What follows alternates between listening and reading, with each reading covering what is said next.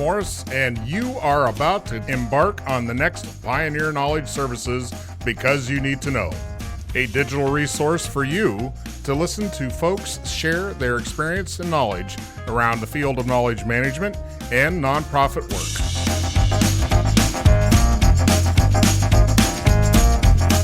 If your company or organization would like to help us continue this mission and sponsor one of our shows, email byntk@pioneer-ks.org.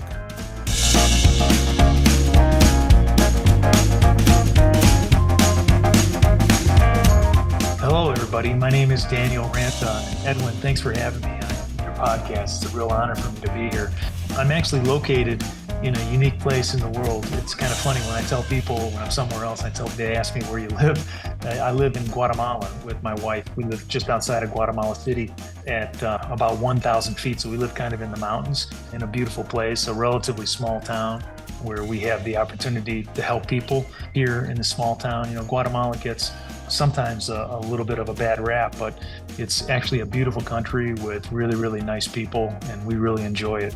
The weather is always really nice. It's kind of fun to do this podcast because I spend about 95% of my time speaking Spanish, so I can speak some English with folks, but I enjoy either language. So the last book I read was The Greatest Beer Run Ever, a memoir of friendship, loyalty, and war, and really funny piece. Really enjoyed it and could relate to it in a lot of ways of things that happened to me when I was growing up several decades ago. So I highly recommend that book. What I've written recently are about 90 knowledge management related governance articles that I share in a passionate area where I have a lot of passion. That's teaching at Kent State University, where I've been teaching for about 3 years in their knowledge management program. Writing those articles, governance is shared accountability. So writing those articles that average between 3 and 8 pages is a great way to transfer that know how, know what, know why to the students. And I'm really excited. I always tell the students that all these articles, you can take them and you can customize them because the students, I'm talking about 100% work in the knowledge management area. They're graduate students. And so it's a lot of fun to be able to share that kind of tacit knowledge and my experiences over the years with them so they can take it and customize it for their own organizations. And I'm a big DIY guy. And do it yourself. Whatever project that my wife challenges me on, if I don't know how to do it, I'll watch a YouTube video like a lot of us do to be able to learn. And, you know, it's funny after you do something that when you say, hey, that's relatively simple, and you kind of almost become a pseudo expert at it. And then you can help other people. Somebody told me one time that the reason we're all on earth, and it really clicked for me, this was many, many, many years ago, is to help others. And so we're in a great place to be able to do that here, that type of thing, and help others and help people in my wife's family who live down here in Guatemala also. That's a neat part of it. The best advice that I ever received was my first boss. And I remember I was very nervous when I talked to him the first time. And he was actually more than my boss. He was my boss's boss's boss, his boss's boss. So I got an opportunity to spend 20 or 30 minutes with the head guy in this organization I was working in. He said, Ranta, we love people with can-do attitudes, positive attitudes, to be able to get the work done. To me, that's how I've always been. And I like to carry that forward and share that with others. And there's always a way, there's always a solution, even in times of what some people might perceive as crisis. So where did that example come in your life? Where did that example of the can-doer come from? It came from when I just got out of graduate school, my first job. I worked for the investigative arm of the U.S. Congress, and I had an opportunity to meet with this head guy. His name was Walt Herman. You walk in there, and I think when I was that age still, I looked like I was 14 years old. I remember walking into his office, and he told me that, and I was like, hey, this is going to be a good place to work because I'm all about that. Well, no, okay, but he recognized that in you, or did he not? He might have. Yeah. Did he just tell you like... He might have. Yeah. He was a big sports guy and, things like that. And he was also, his son actually played linebacker at Michigan, big time football player and stuff. So There was a nice connection point there.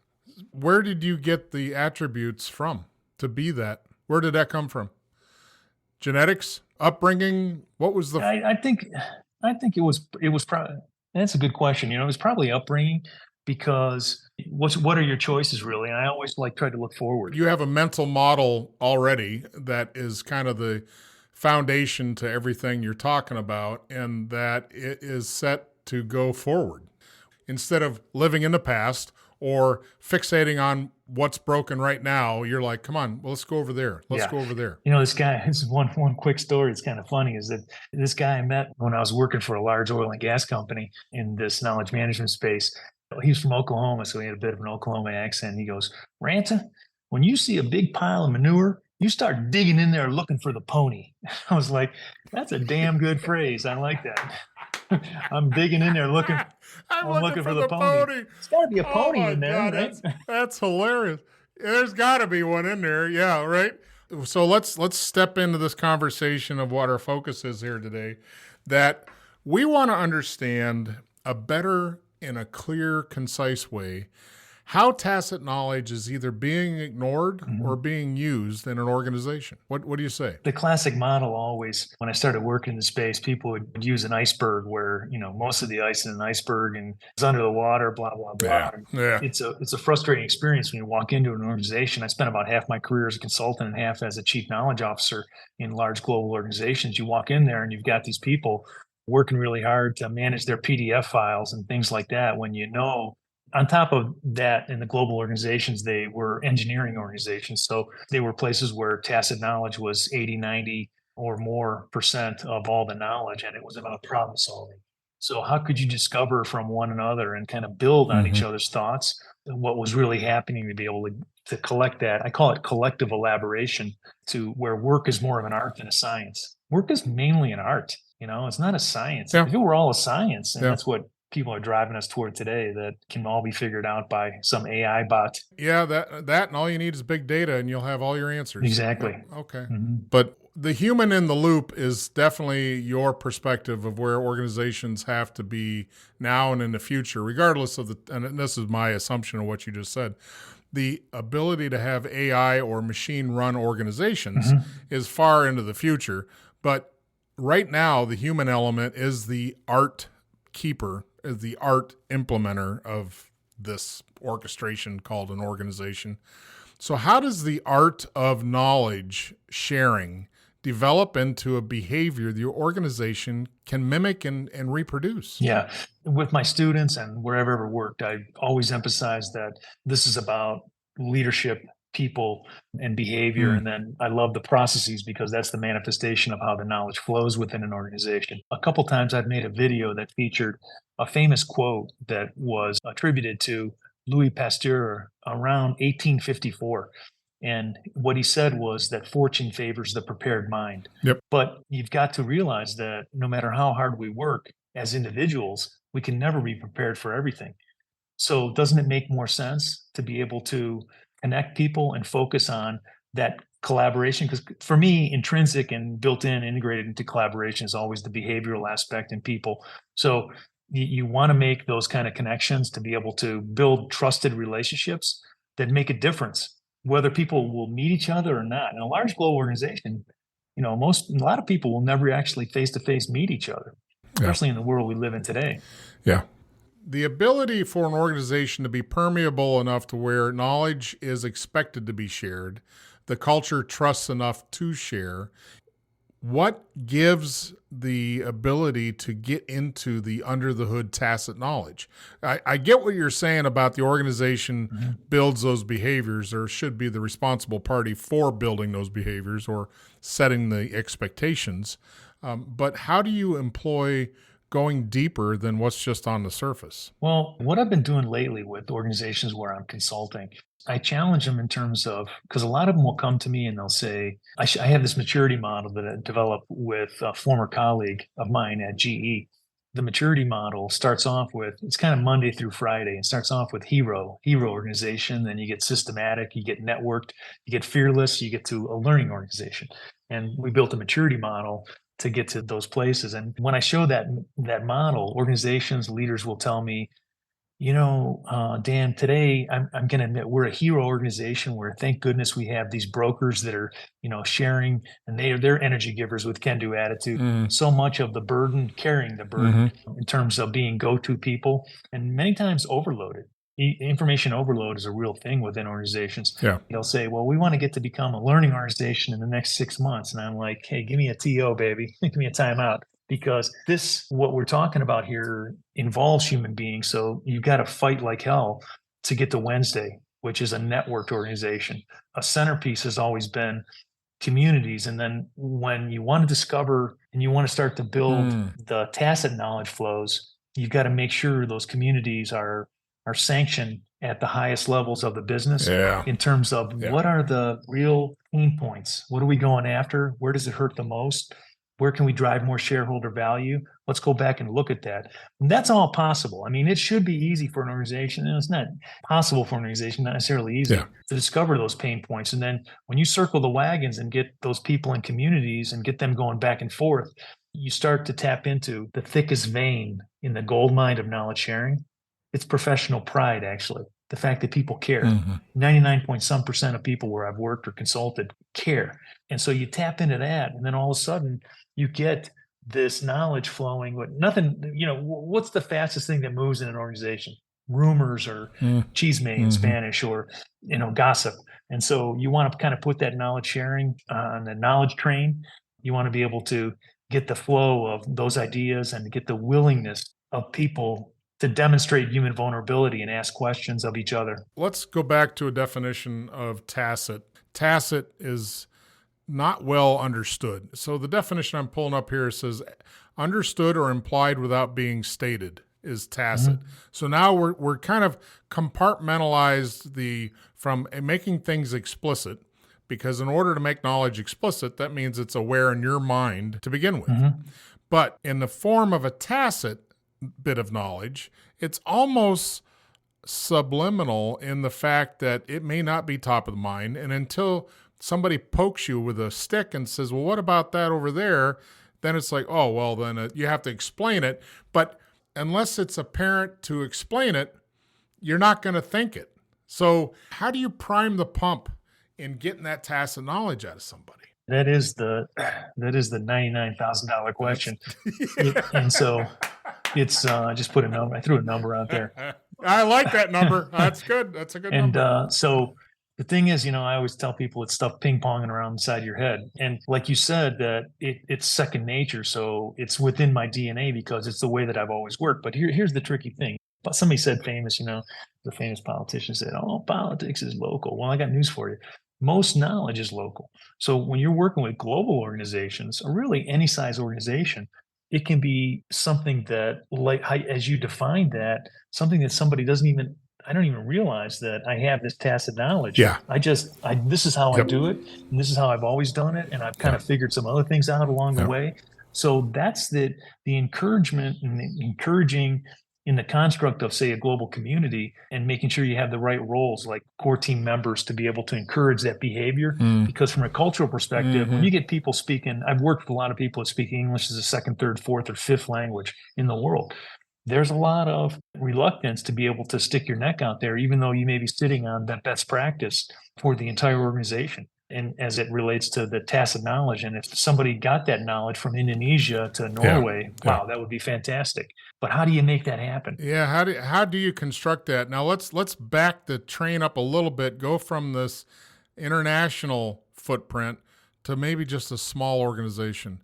What would be your best advice to a small outfit, CEO, running a place? What would be your advice if they don't have a chief knowledge officer, they don't really have a CAM program, but they are listening and they're like, oh yeah, this whole idea of, and it all boils down to continuity and performance. I mean, that's the bonus of putting effort into tacit knowledge harvesting is continuity of the organization, performance of the individual and the job task and all that sort of thing. What's your advice to get somebody moving in that right direction? I would definitely spend time to share the backgrounds of individuals and complement that with what they're actually working on, who they're working with in terms of customers and clients. There's always stakeholders that you're working with to be able to enlighten others, so that cohesion is degrees of separation. And in a small organization, I'm not going to say it's possible, but it may be a little bit troublesome in terms of too many people connecting with too many people. But that if you could get that cohesion to 1 degree of separation, famous Kevin Bacon, 6 degrees of separation, so 1 degree is really tight, right? I always know when I face this challenge, okay, I know that Edwin has this, and I haven't talked to him for 2 months, but he's got the knowledge, so I'm going to go ahead and ping him, see if he can help me out, get 70% of the way down the pike in a short period of time. That's what I would suggest, that you've got to make sure that people aren't working in a buzzword in this space. It's a silo. You can bust through that. All right. So you need to work on the culture, is what you're saying. The organization has to reflect that in order to have this cohesion, this ability to have that awareness, then it's more than just hiring right. Mm-hmm. It is actually creating a culture that cares, and go back to your first statement of, mm-hmm. people that care seem to do well. And I agree, if there's an element of ownership, and I don't mean ownership like I own the place, but that there's, as you said, personal pride, professional pride in the work that's being done, then that carries a lot of weight. No question about it. And people can understand with them that what's in it for me. A lot of times when you motivate and you reward, it's not about remuneration. It's about feeling better about what you're doing to help the organization, to help your constituents, and to solve problems and to get things done, be more productive. Getting a shout out from your boss or any other employee. And that's how I like to set things up. When I do a community, I always put a featured member where anybody can nominate anybody else just to thank them publicly. Because what you're trying to do actually is, you're not trying to get them to be known in terms of helping somebody else. What you're really trying to do is, in a many-to-many paradigm, you're trying to get other people to say, that's exactly. I can do that too. Yeah, you're trying to switch up and introduce some new behaviors that you would like to see. Mm-hmm. Absolutely. Yeah, exactly. It's an expectation. So what is the hardest thing about getting tacit knowledge?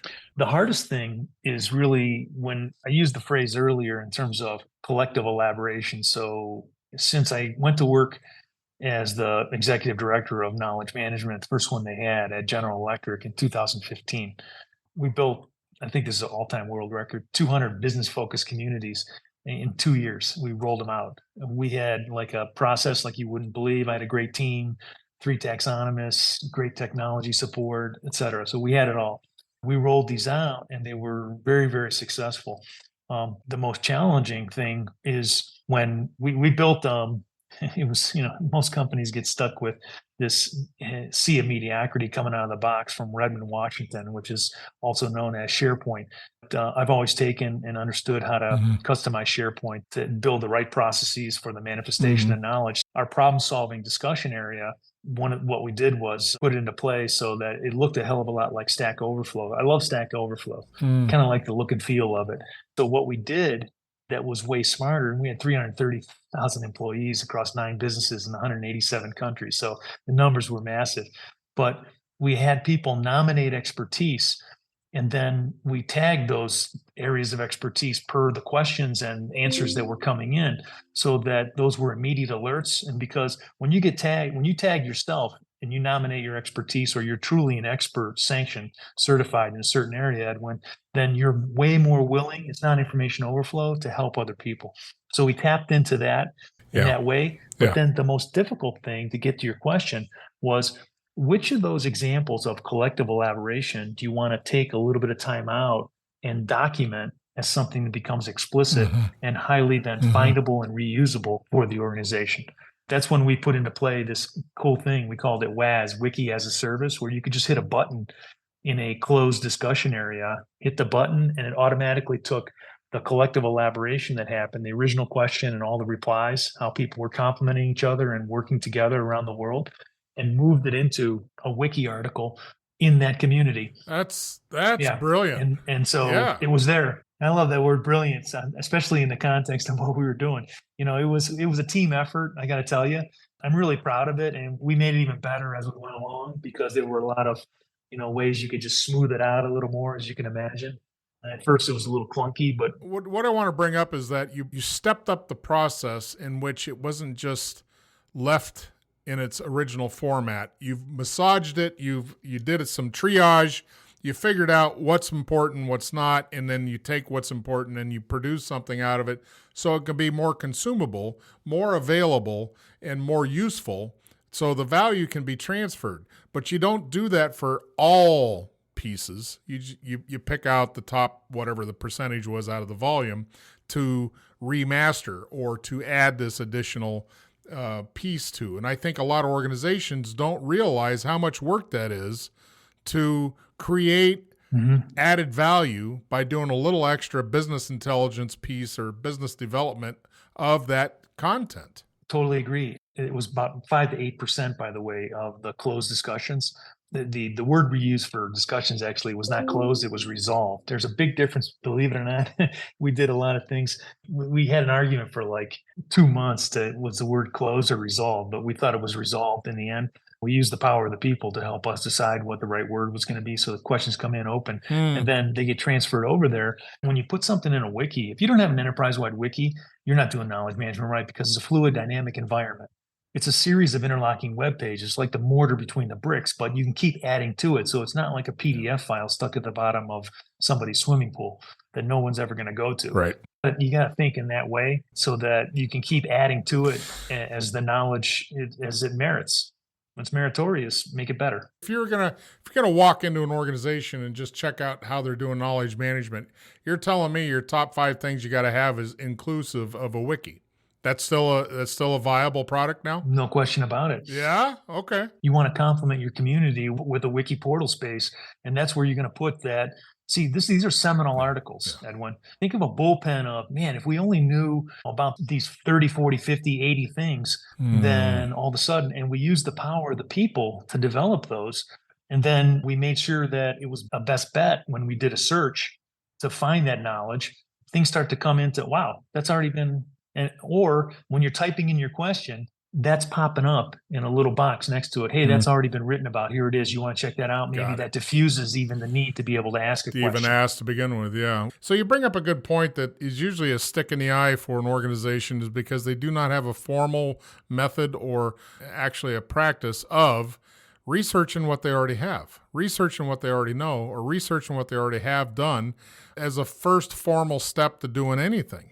But you're saying the wiki gives you that opportunity to have express documentation available and searchable and findable to at least be that first review of what else has the organization done, at least give a shortcut answer to somebody that's looking for an answer. Not just the length, but just the amplitude of how much content or value, how much value is being reserved in the organization towards that future use or intended use of this content. Exactly. And then what happens is that your constituents, those members of that business-focused community, can create, in wiki parlance, it comes from Media Wiki. I call it a red link. A red link is, if you open up a red link, it's a polar bear in a snowstorm. There's nothing in there, but it's where you determine, you know what, in terms of that bullpen where we're putting our arms around this seminal knowledge, if we had an article, we should have an article about this, because the doggone thing keeps coming up time and time again. And so you start to get people thinking about what they do want to document, what they do want to take from stuff that's tacit and make it explicit. Will it ever be perfect? Will it ever be enough? No, but that's the fact that work is more of an art than a science. Well, what is your definition of knowledge management? Well, it starts with being able to define from a business perspective what's most important, and then circle the wagons in terms of the leadership, the behavior, the people, being able to get the right flows of knowledge, those processes to be put in place. So many organizations have good intentions, but they haven't developed a strategy. And a strategy in knowledge management is more like an ecosystem. This class that I teach at Kent State is called Designing and Implementing KM in the Workplace. And I set the whole thing up in terms of these swim lanes or strategic focus areas. There's 9 of them that cover what you want to include. And these are the governance articles. It covers all of those areas that you want to think about, from how you create business value right on through to how you create a learning organization, the technology, the processes, the content, the taxonomy, how you define expertise and experts. All that is all integrated in. I've had great feedback from my students, and so I think it's pretty complete and it's pretty understandable. What's apparent to me is that most organizations, in my experience, don't have a lot of governance when it comes to knowledge handling, knowledge development, and long-term use of knowledge as an asset. And I know the term asset is an issue to some people, but knowledge asset works for me. But the idea that organizations either buy a technology solution without the proper governance, then it's always a matter of catch up and hope to the technology. No question about it. you're playing the hope game and you're out there messing around with a bunch of files that aren't, and the search engine doesn't work. It's just like one thing after another. And Yeah. there's good intention. Sometimes it's a bunch of IT people thinking that they have nothing against IT people. I don't want to. What? I No. don't What? want What are you talking All right, about? I'm going I to don't know retract that what you're statement. talking about I'm going whatsoever. to semi retract that statement. Your chief technology officer should not be driving your knowledge management behaviors. Yeah.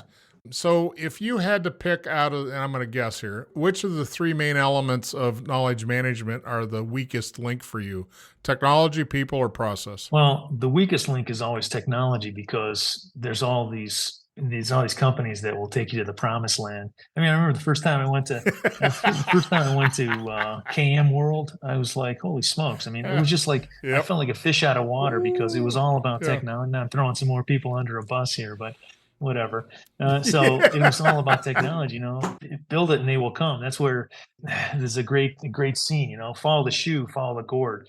You remember who that's from, right? No, tell Monty me. Python. Ah, There were these two guys trying to get this crowd of people to follow them, and then they just came up with these animate objects. And they were like, one guy said, "Follow the shoe, follow the gourd." It's like, what are you really talking about there? And Yeah. what does it mean, and where does it take us? Talking about where's it take us, where should we go as a field? The world of knowledge management, where should it go? I think that what I've been talking about, an umbrella for me, is respecting people and being as inclusive as possible for organizations, whether it's small, medium, or large.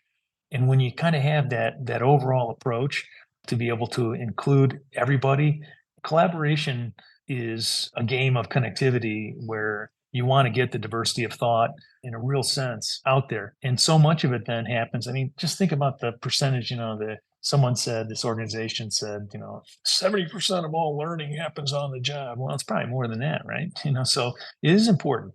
I mean, it's how we work, regardless of what you're doing, how the knowledge flows. And I agree with you that knowledge are their assets, they're knowledge objects. They're out there, whether it's tacit or explicit. And you've got to be able to respect the inclusivity and diversity of thought in your organization to be able to push this thing forward and to create a really good, sustainable, long-term strategy to be able to put this in place. How does an organization best put into practice the behaviors they seek out that they want to have in a learning, diversified organization? Is that in everybody's job description that they're all responsible for the knowledge flow? Or how do you do that? How do you make it happen? I think it should be in everybody's, but however, to make this happen in an accelerated fashion, when you think back at Malcolm Gladwell is a brilliant author, and he's written 3 books, a triad of books that are fantastic. His first one was The Tipping Point. He talked about salespeople, mavens, these connectors out there. And I just had an experience working with a large company, a Fortune 150 company, and transforming their communities.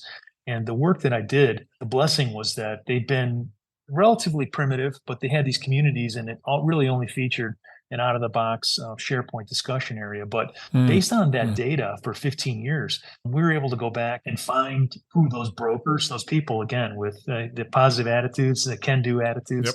The can-doers. Yeah. And we leverage those people around the world to be able to, in a network sense, make this as contagious as possible. So you want to give yourself the greatest opportunity by identifying those people to the extent possible. I was fortunate. I had the opportunity early on when I was working at IBM to be part of a team with Rob Cross and Andrew Parker, a couple of real leaders at the time, well over 20 years ago, in terms of organizational network analysis or social network analysis, S&A work, to be able to find those people and techniques you can use. So it's something that is real, and it's human engineering in a sense, and that you're trying to find those people to give you the greatest chance to be successful in the least period of time. And what you're saying is, I keep going back to 20 years ago when, can't remember who coined the term, but it overused KM evangelist, the one that gets it and promotes it and makes it more interesting for those on the sidelines to show value. But how do you get those folks to, one, be the ambassador, and to have authority to be the ambassador. Here again, we go back to job descriptions.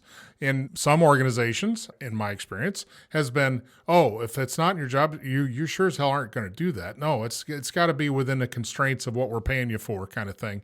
Versus, we need to have these folks be a part of this mission. I'll call it a mission, this overture of what we want out of the organization.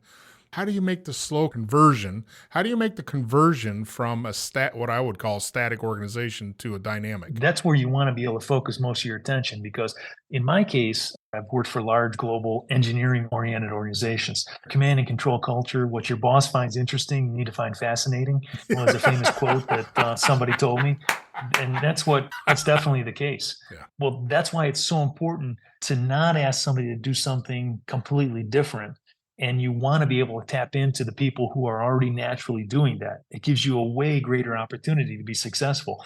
And then when you share with them what you want them to do, you got to keep it light. You're already doing these 8 things. There's 2 other things that are real easy. They're like a layup in basketball. Everybody can make a layup, right? And that's how I try to communicate to people how we're trying to get a leg up on changing the culture. And then do all the things that, like I mentioned earlier, when it comes to, rewarding, recognizing featured members, things like that. Oh, I can do that too. And that kind of thing, and it fills in the gaps. In the corporate world of the chief finance officer, how do you translate everything you've said, these actions in your past business lives?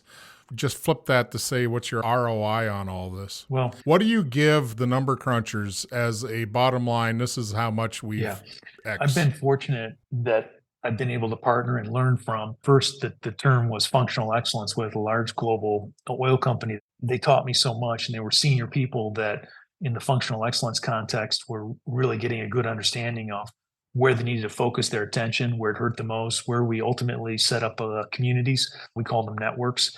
And it gave us the ability to be able to focus on hardcore numbers, the barrels of oil equivalent difference that in terms of enhancing production around the world, things like that, that was huge. And we had huge savings that we were able to demonstrate based on sharing best practices around the world and things like that. And you got to get to a certain point, you got to work really hard in serious organizations like that to be able to demonstrate the value that's being added. You get to a point, and we got there in about 5 years in this case, where we could kind of tap the brakes a little bit on, it's kind of like the thing, I actually have Googled this. If you haven't, you should Google it. When a tree falls in the forest, does it make a noise? There's a bunch of research out there on that topic.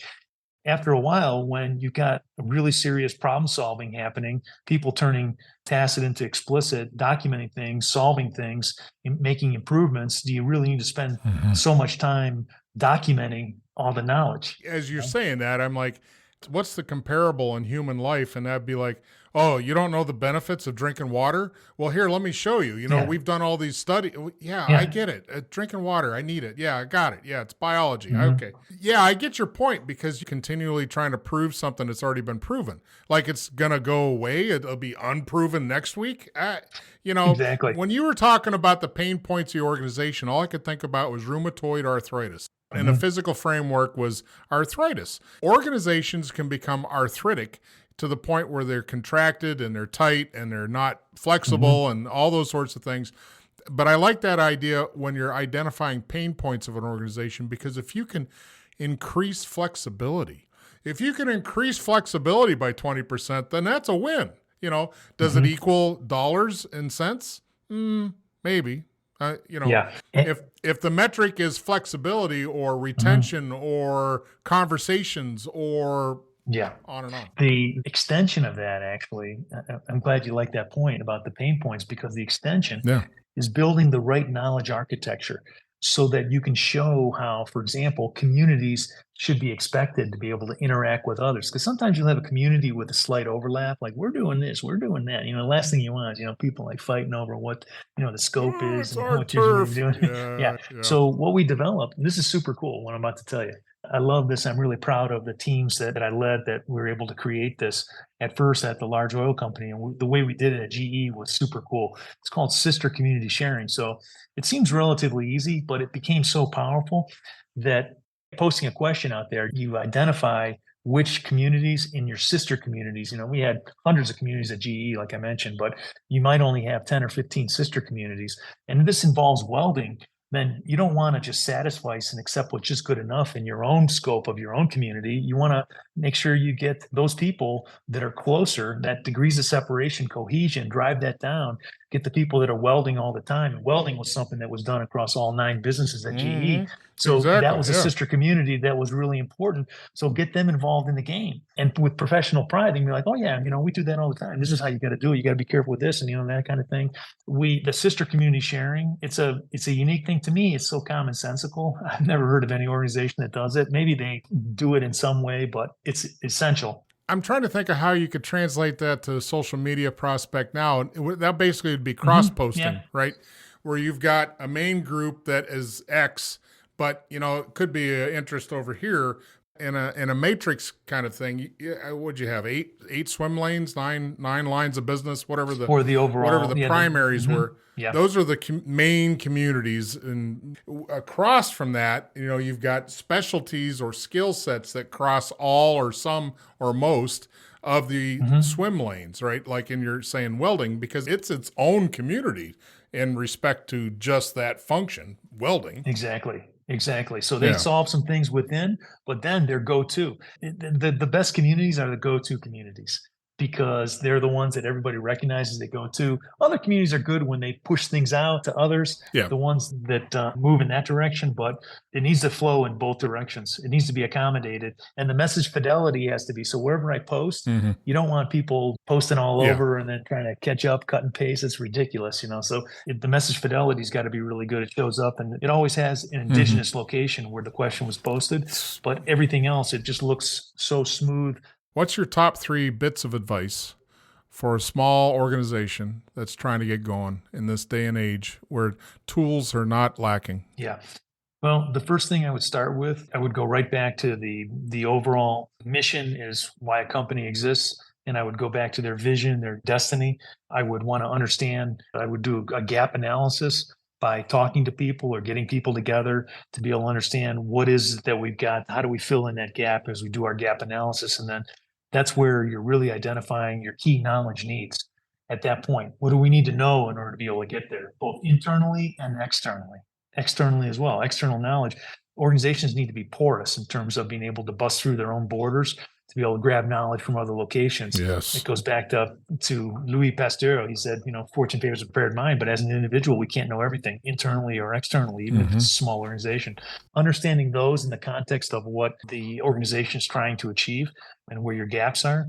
And at that point, then you can start to understand, how can we build the most commonsensical flows of knowledge to be able to help each other out as we go along the way, and then make decisions on the fly in terms of what it is, what governance materials. Governance is really a reflection of tacit knowledge that's become explicit.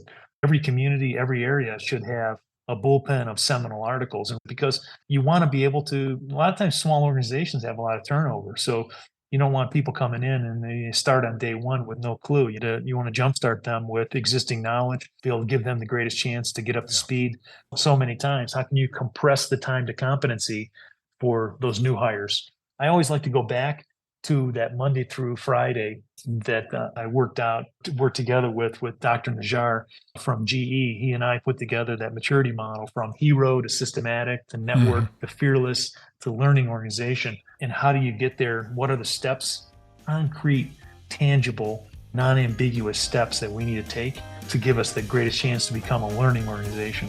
Well, you've given us a lot to think about, and I think organizations will appreciate your overview of where you've been and what you've tried and what you've succeeded in doing. So thank you for being here, Daniel.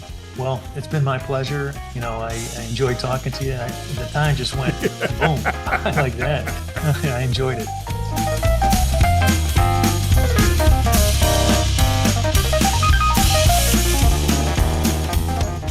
Thank you for listening to Because You Need to Know, the reference podcast in knowledge management. My name is Soni Toneme. As an art administrator, Because You Need to Know has been my go-to podcast and has helped me hone my management skills. Please consider sponsoring the podcast with your business.